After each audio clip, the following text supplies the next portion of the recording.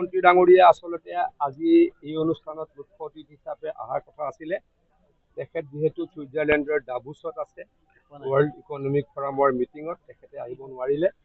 আজি যদিও মই স্থানীয় বিধায়ক, তথাপিতো মই তেখেতৰ প্ৰতিনিধি হিচাপে ইয়ালৈকে আহিলোঁ আৰু আমাৰ চৰকাৰৰ তৰফৰ পৰা আমাৰ শ্ৰদ্ধাৰ মধ্য অসমৰ তিৱা ৰজাসকলক যি ভাত্তা দিয়া হয় সেই ভাত্তা প্ৰদান কৰিলোঁ।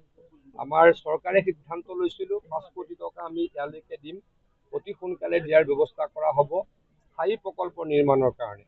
মুখ্যমন্ত্ৰী ডাঙৰীয়াৰ বিশেষ আগ্ৰহত আমি 1 কোটি টকা খৰচ কৰি এই মেলাস্থলী আমি ব্যক্তিগত মানুহৰ পৰা ক্ৰয় কৰি মেলা সমিতিক দিবলৈকে সক্ষম হৈছিলোঁ। আৰু নিশ্চয়কৈ কৰিব লগা আছে এই মেলাখনৰ উত্তৰণৰ কাৰণে, আৰু কৰিম, ৰাইজক প্ৰতিশ্ৰুতি দিছোঁ। আপুনি ভাষণত কৈছিলে যে জাগিৰোডত ট্ৰাইবেল বেল্ট এণ্ড ব্লকৰ মাটি অধিগ্ৰহণ কৰি টাউনশ্বিপ বনোৱা এটা তেনেকুৱা মিছা কথা, এইটো কোনোবাই অপপ্ৰচাৰ চলাইছে।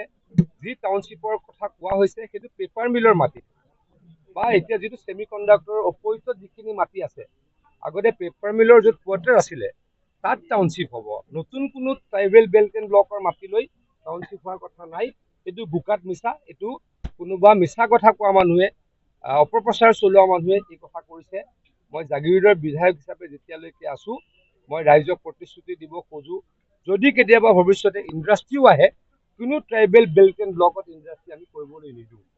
অন্য মাটি আছে, সাধাৰণ মাটি আছে, জেনেৰেল শ্ৰেণীৰ মাটি আছে, তাত হয়তো আমি যদি ভৱিষ্যতে দিব লাগে নিশ্চয়কৈ দিম। কিন্তু আকৌ কৈছোঁ, ট্ৰাইবেল বেল্ট এণ্ড ব্লকৰ মাটিত আমি কোনো ধৰণৰ নতুন কাম কৰিবলৈকে নিদিওঁ। এয়া ৰাইজক মই প্ৰতিশ্ৰুতি দিছোঁ, আহ্বান জনাইছোঁ। মিছা কথা কোৱা ব্যক্তিক চিহ্নিত কৰিব, আৰু মিছা কথা কোৱা ব্যক্তিয়ে যি ভুল প্ৰচাৰ চলায় তাত আপোনালোক প্ৰতাৰিত নহ'ব। সকলোকে মই আহ্বান জনাইছোঁ, অনুৰোধ জনাইছোঁ।